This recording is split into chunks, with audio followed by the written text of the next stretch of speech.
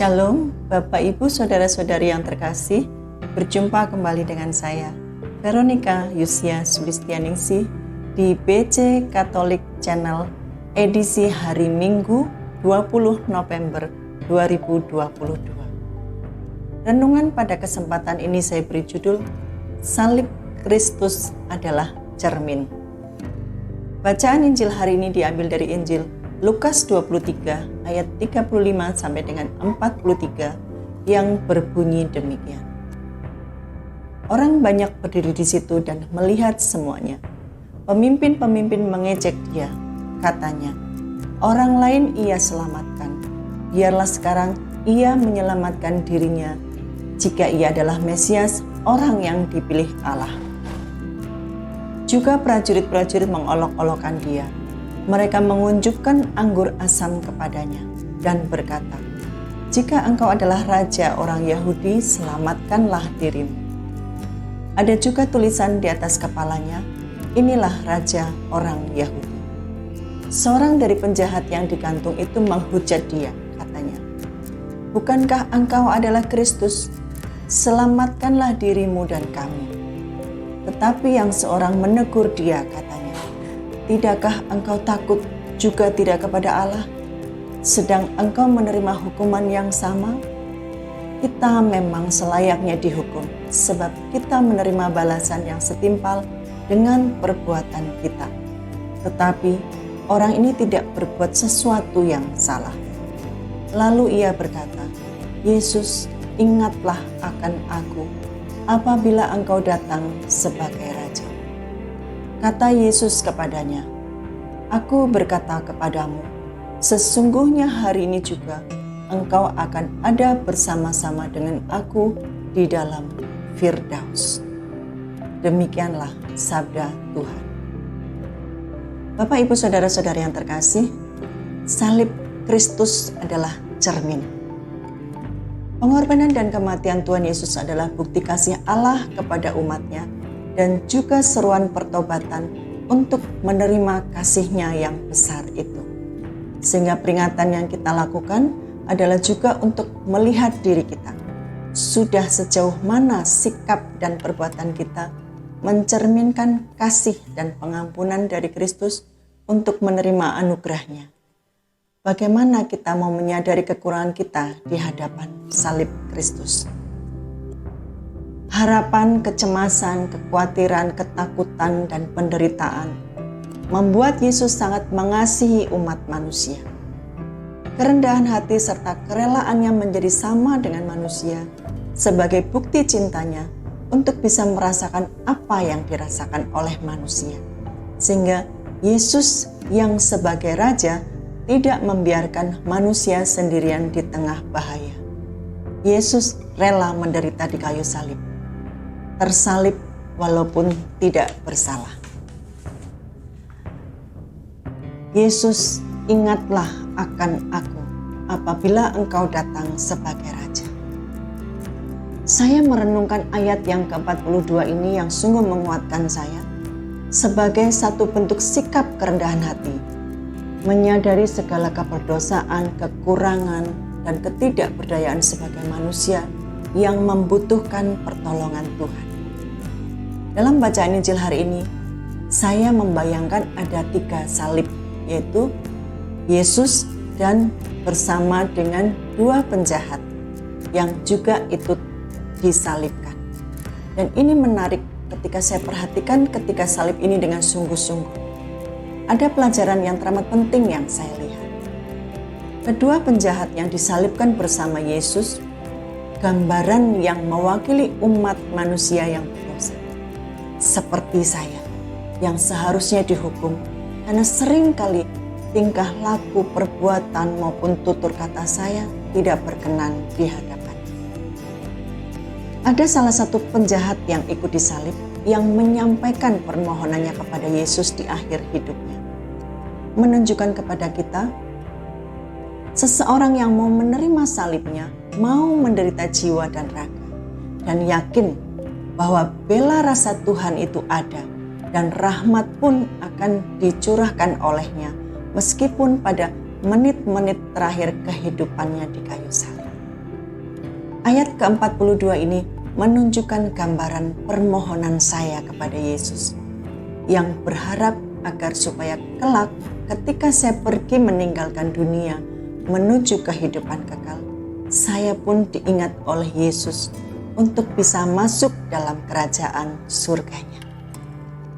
Menerima salib dengan kerendahan hati, sebuah pelajaran berharga yang dapat saya petik dari ayat ini. Untuk kepasrahan total dan berserah akan penyelenggaraan ilahi dalam kehidupan saya. Salib yang saya pikul berbeda dengan salib yang Yesus pikul. Yesus tersalib walaupun tidak bersalah. Sedangkan salib yang saya pikul berkaitan dengan kehidupan manusia pada umumnya, yaitu penderitaan hidup karena faktor ekonomi, masalah rumah tangga, pekerjaan, hubungan antar masyarakat, kepahitan hidup, luka batin, dan lain sebagainya. Terkadang karena suatu masalah yang terjadi, saya begitu mudah menyalahkan orang lain. Tidak bisa menerima masukan atau saran dari orang lain. Merasa paling benar jika menghadapi persoalan dengan orang lain. Hal ini ternyata sungguh membuat hati saya menjadi tidak nyaman, kemerungsung, dan tidak ada damai sejahtera. Lebih parah lagi, ketika mengalami kegagalan atau mengalami pencobaan, terkadang saya berdalih dan bahkan menyalahkan. Apa yang telah saya lakukan terhadap Allah? Saya kan tidak melakukan sesuatu hal yang salah. Nah, ini adalah pembenaran diri. Dan ini sungguh saya sadari bahwa ini adalah satu kekeliruan yang fatal. Satu pelajaran berharga yang dapat saya petik tentang iman dari salah satu penjahat yang ikut disalib ini sangat mengagumkan. Salah satu penjahat ini sama sekali tidak mengenal Yesus dengan banyak mukjizat yang telah dibuat oleh Yesus. Tetapi pada waktu salah satu penjahat ini tergantung di kayu salib, imannya telah memperoleh pencerahan, lebih teguh dan lebih murni daripada iman para murid Yesus sendiri pada waktu itu. Dengan berkata, "Yesus, ingatlah akan aku apabila engkau datang sebagai Raja." Salah satu penjahat itu sepenuhnya mengandalkan belas kasih Yesus justru pada saat di mana Yesus kelihatan kehilangan segalanya. Pada saat Yesus kelihatan begitu tidak berdaya untuk menyelamatkan dirinya sendiri. Pada saat orang mengolok-olok ketidakberdayaannya di atas kayu salib. Pada saat semua sudah berlalu baginya, tanpa harapan untuk menghindari maut, tanpa kekuatan apapun yang dapat menyelamatkannya, dia tetap menaruh kepercayaan kepada Yesus, bahwa Yesus dapat berbuat sesuatu untuk menyelamatkan dirinya. Begitu kuat imannya akan keyakinan bahwa Yesuslah yang sanggup menyelamatkan dia kelak untuk masuk ke surga. Wow, bagaimana dengan saya? Sungguh ini sangat menggelitik hati saya. Di mana sekarang banyak sekali peristiwa-peristiwa yang menggoncang keimanan. Tidak hanya dari segi ekonomi saja, tetapi dari segi religi pun kadang saya diperhadapkan pada satu pertanyaan. Mampukah saya mengimani iman Katolik dengan baik? Sanggupkah saya membela iman saya tentang kebenaran Yesus dan Bunda Maria? Menyadari keberadaan saya yang minoritas, baik di lingkungan keluarga besar saya maupun di lingkungan pekerjaan. Bapak, Ibu, Saudara-saudari yang terkasih, kembali saya diingatkan tentang salib ini. Bagi saya, salib ini adalah cermin yang selalu mengingatkan saya akan pengorbanan Yesus dalam menebus dosa-dosa saya. Ingatlah akan aku. Dengan begitu rendah hati, kalimat sederhana dari salah satu penjahat yang ikut disalib menjadi doa yang sederhana bagi saya sebagai pengingat bahwa saya tidak meminta Yesus menyingkirkan salib yang saya pikul, tetapi lebih kepada permohonan, dampingilah atau temanilah saya ya Yesus dalam memikul salib ini. ingatlah aku yang sedang menderita bersama. Saya membuka hati lebar-lebar dan mau merendahkan hati untuk menyesali keberdosaan saya dan menjalani pertobatan. Hari ini, seluruh gereja merayakan Hari Raya Tuhan kita Yesus Kristus Raja Semesta. Yesus Sang Raja yang bertahta dari atas salib, menunjukkan kasih-Nya yang total dan sempurna. Raja yang memerintah dengan kasih dan teladan yang sempurna, agar kita belajar dari salib-Nya, dari penderitaan dan kematian-Nya. Menjadi murid-Nya yang ikut ambil bagian dalam derita, pengorbanan, salib dan kematian. Salib yang diterima oleh Yesus dengan ketaatan sempurna membuka surga bagi Bapak, Ibu, Saudara dan Saudari serta saya.